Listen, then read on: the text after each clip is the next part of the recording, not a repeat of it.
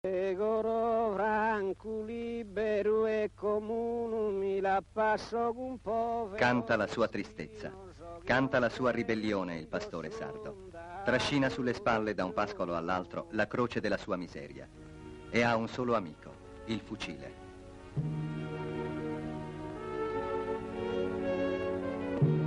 Giungiamo a Orgosolo, 5.000 abitanti, quasi tutti pastori, e quasi tutti uniti e divisi da un'interminabile catena di vendette. Ci siamo fermati qui per documentare uno degli aspetti della Sardegna medievale che ancora sopravvive in un angolo dell'isola. Presto il progresso che rinnova la vita sarda cancellerà anche queste ultime tracce di un triste passato.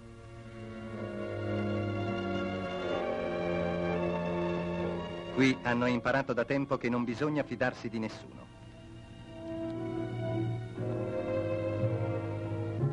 E ci sono voluti molti giorni e molte bevute per sciogliere la diffidenza. Così per la prima volta sono usciti dal silenzio per raccontarci quel poco che possono raccontare. A 3 chilometri dal paese c'è stato di recente un altro fatto di sangue. Vede, qui sono stati trovati i corpi dei 2 coniugi inglesi. Questo fatto ha costernato, ha lasciato di stucco tutto il paese.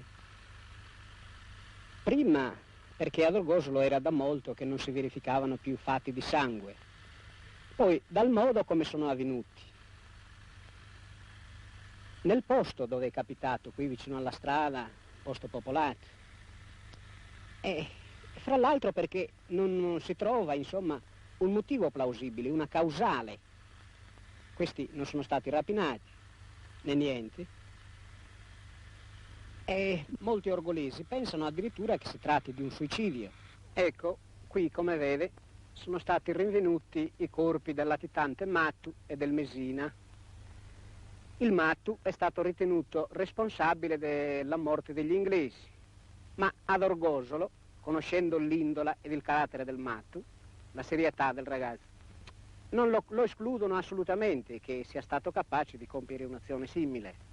Lei si chiederà perché ad Orgosolo avvengono tanti delitti, mentre negli altri paesi vicini, che hanno quasi lo stesso livello di vita, avvengono di meno.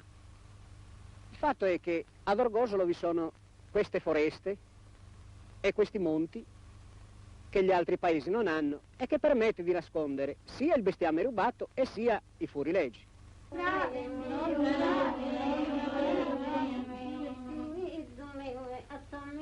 Nemmeno nel piccolo cimitero di Orgosolo riposano in pace. Leggete le frasi incise su queste lapidi.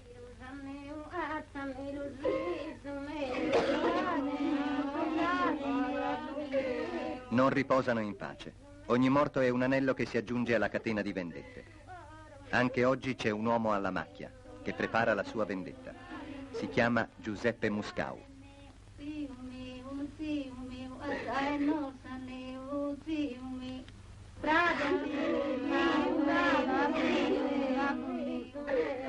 Noi, donne di Orgosolo, siamo le vere vittime di questa vita.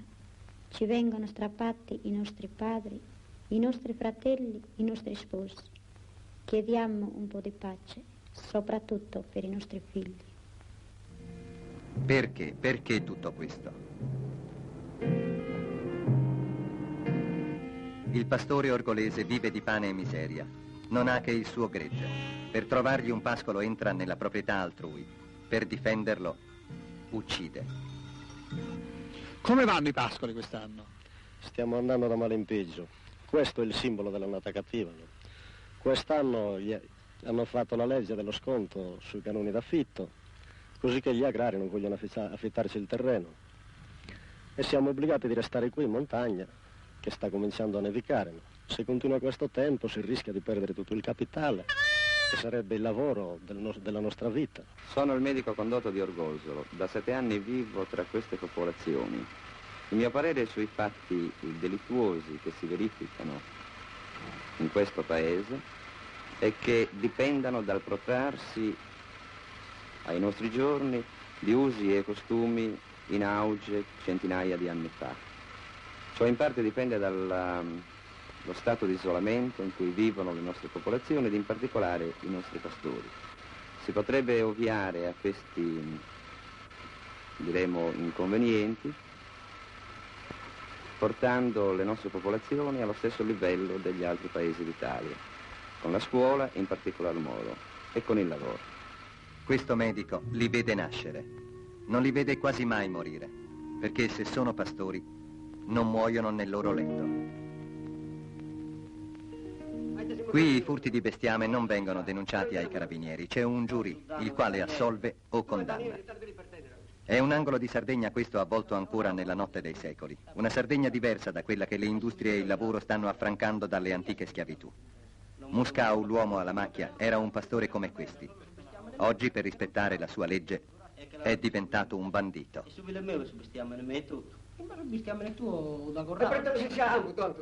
A te ti hai rubato 40 pecore, tu ne hai rubato 20. Allora la maggior responsabilità è la tua, perché hai cominciato da prima.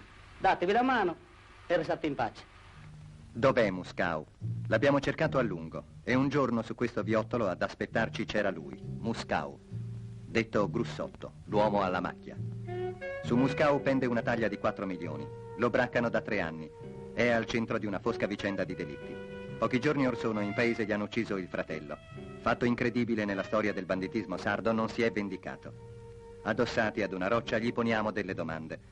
Per rispondere Grussotto, che in sardo significa grassoccio, fa appello alle poche parole di italiano che conosce. Chi sei? Sono Giuseppe Muscau, detto Grussotto. Cosa fai? Latitante, circa 3 anni. Come vivi? Vivo nelle rocce del Sopramonte come un cinghiale.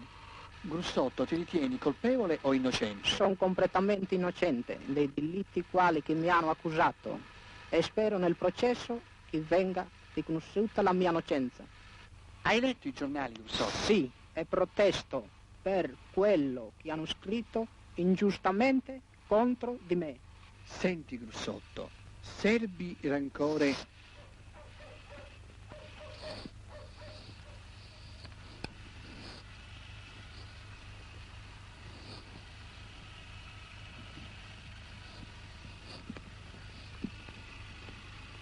Niente. Senti, Grussotto, hai rancore per qualcheduno? No, io non ho rancore e né vendetta da compiere anche dopo l'uccisione mio fratello Andrea. Io non nutro sentimento di vendetta verso nessuno, ma confido nell'opera della giustizia. Allora perché fai latitante, Grussotto? Io faccio il latitante per proteggere moralmente la mia famiglia. In paese vivono sua madre, 2 sorelle e un fratello di 12 anni. Se non avessero paura di lui li avrebbero già uccisi. Il mondo cammina, anche qui. E sono ancora le donne ad avere capito la necessità di uscire dall'ignoranza e dalla miseria.